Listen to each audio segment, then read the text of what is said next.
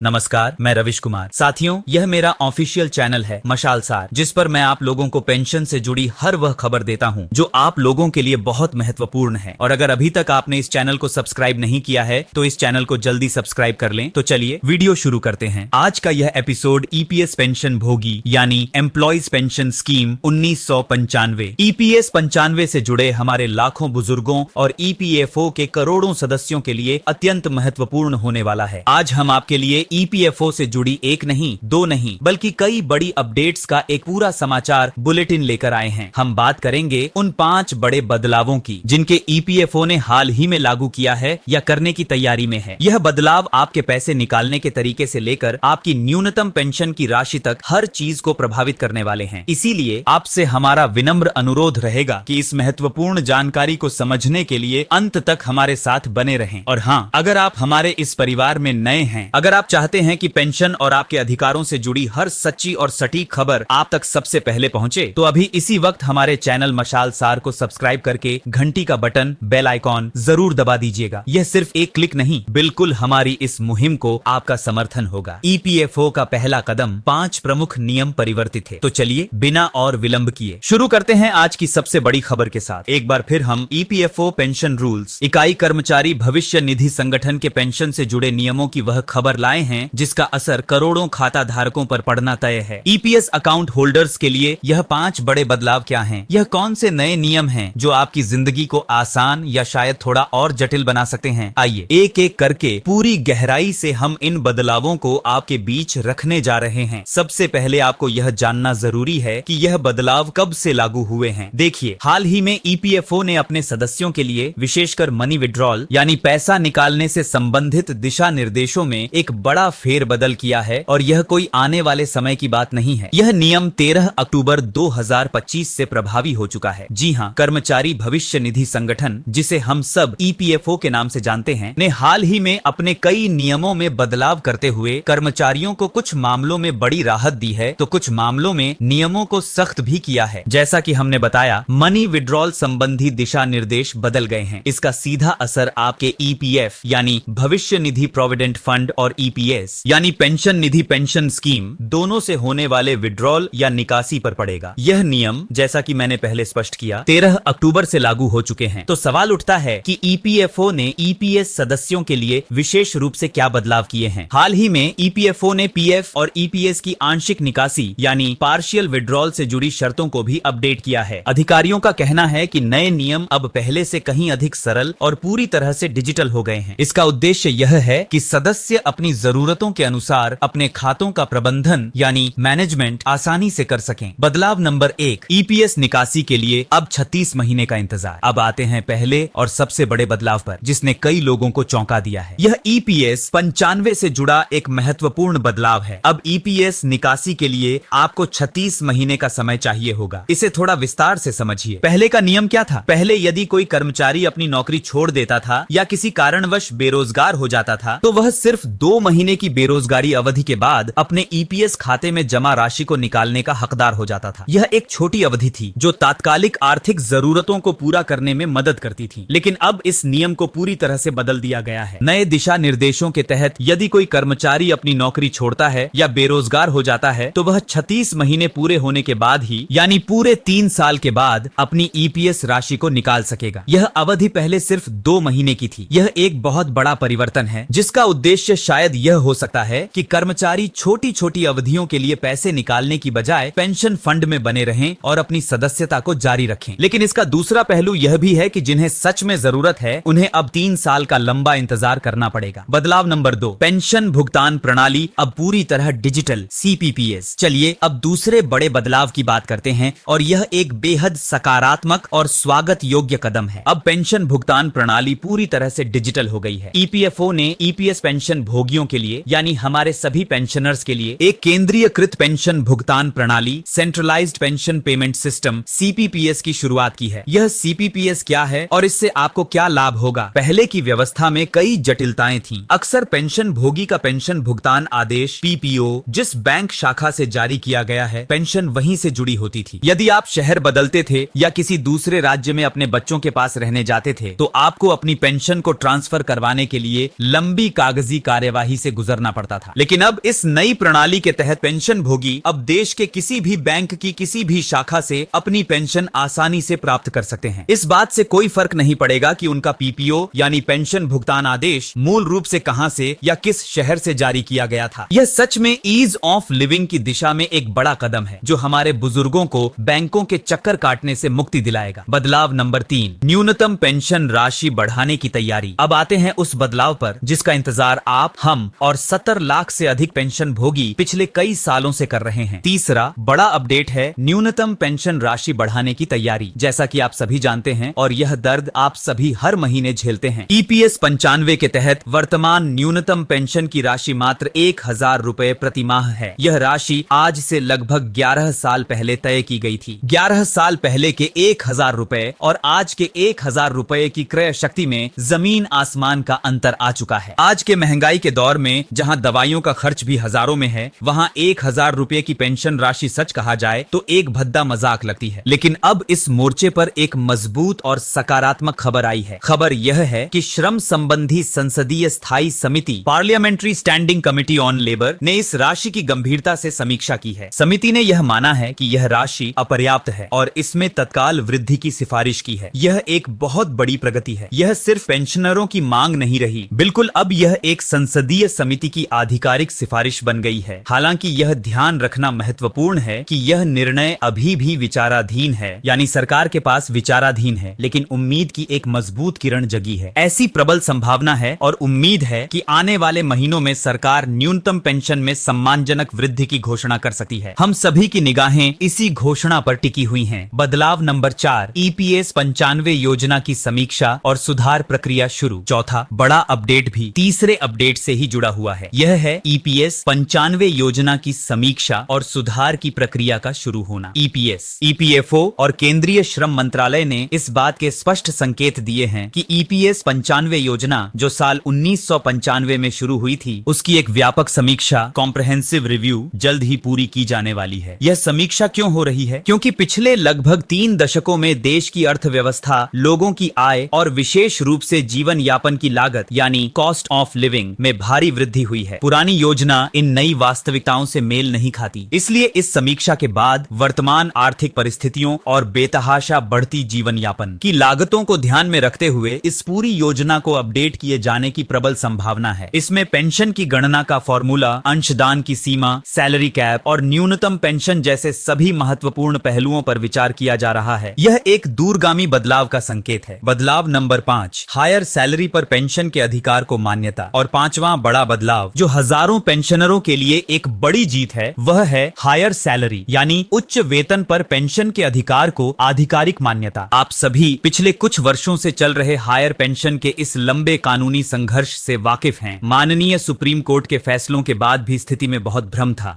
लेकिन अब हाल ही में आए अदालती फैसलों के अनुरूप ईपीएफओ ने आखिरकार यह स्पष्ट कर दिया है कि वे कर्मचारी जिन्होंने अपने वास्तविक उच्च वेतन के आधार पर यानी 15,000 की सीलिंग से ऊपर ईपीएस में योगदान दिया है, और महत्वपूर्ण बात यह तय है कि जिनके उस उच्च योगदान को ईपीएफओ द्वारा स्वीकार कर लिया गया था, वे सभी अब उच्च पेंशन के यानी हायर पेंशन के कानूनी रूप से हकदार होंगे। यह उन सभी लोगों के लिए न्याय की जीत है जिन्होंने ज्यादा योगदान तो दिया लेकिन उन्हें पेंशन कम मिल रही थी या उनके आवेदन खारिज कर दिए गए थे। अब यह अधिकार स्पष्ट हो गया है। तो यह थे वह 5 महत्वपूर्ण बदलाव जिनकी जानकारी हम आपके बीच लाए थे। यह जानकारी आपको कैसी लगी? क्या आपके मन में इन बदलावों को लेकर कोई सवाल है? वह हमें टिप्पणी करके, कमेंट करके जरूर बताइएगा। और हाँ, अगर आप पेंशन से जुड़ी ऐसी ही सटीक और ताजा खबरें सबसे पहले पाना चाहते हैं तो अभी मशाल सार चैनल को सब्सक्राइब कर लीजिए और बेल आइकॉन दबा दीजिए। विशेष अपडेट, पंजाब में पेंशन सेवा मेला का आयोजन। लेकिन रुकिए, खबरों का सिलसिला अब भी खत्म नहीं हुआ है। जैसा कि हमने वादा किया था, हम हर छोटी बड़ी अपडेट आप तक पहुंचाएंगे। अब हमारे पास एक और महत्वपूर्ण अपडेट है जिसे हम अपने चैनल के माध्यम से आप तक पहुंचाने का प्रयास करेंगे, क्योंकि हमारा यह चैनल लगातार ईपीएस 95, न्यूनतम पेंशन और पेंशनरों के जीवन से जुड़ी हर महत्वपूर्ण जानकारी को सीधे और सबसे पहले आप तमाम बुजुर्गों के समक्ष रखने का प्रयास करता रहता है। यह बड़ी खबर आ रही है पंजाब से, जो देश के अन्य राज्यों के लिए भी एक मिसाल बन सकती है। पंजाब के पेंशन धारकों के लिए एक खबर जो सोशल मीडिया पर भी वायरल हो रही है, वह यह है कि पंजाब पंजाब सरकार के वित्त विभाग के निर्देशों के तहत वहां के जिला खजाना अधिकारी द्वारा पेंशन भोगियों की सुविधा के लिए एक विशेष पेंशन सेवा मेला आयोजित किया गया है। जी हाँ, यह पेंशन सेवा मेला 13, 14 और 15 नवंबर को आयोजित किया जा रहा है। यह शिविर सभी जिला खजाना कार्यालयों, डिस्ट्रिक्ट ट्रेजरी ऑफिस में लगाए जा रहे हैं। इन शिविरों का मुख्य उद्देश्य क्या है? इन शिविरों में पेंशनरों की KYC प्रक्रिया को अनिवार्य रूप से पूरा करवाया जाएगा और साथ ही उन्हें इसके महत्व के बारे में जागरूक भी किया जाएगा। यह जानकारी जिला खजाना अधिकारी सुश्री हर्ष बालाजी ने स्वयं दी है। उन्होंने यह भी बताया कि पंजाब सरकार ने पेंशनरों एवं पारिवारिक पेंशनरों, फैमिली पेंशनर्स की सुविधा के लिए एक नया पेंशन सेवा पोर्टल भी लागू किया है। और अंत में, अगर आपको यह वीडियो उपयोगी लगा तो लाइक करें, शेयर करें और मशाल सार को सब्सक्राइब करना न भूलें ताकि ऐसी हर अपडेट आप तक पहुंचे। नमस्कार।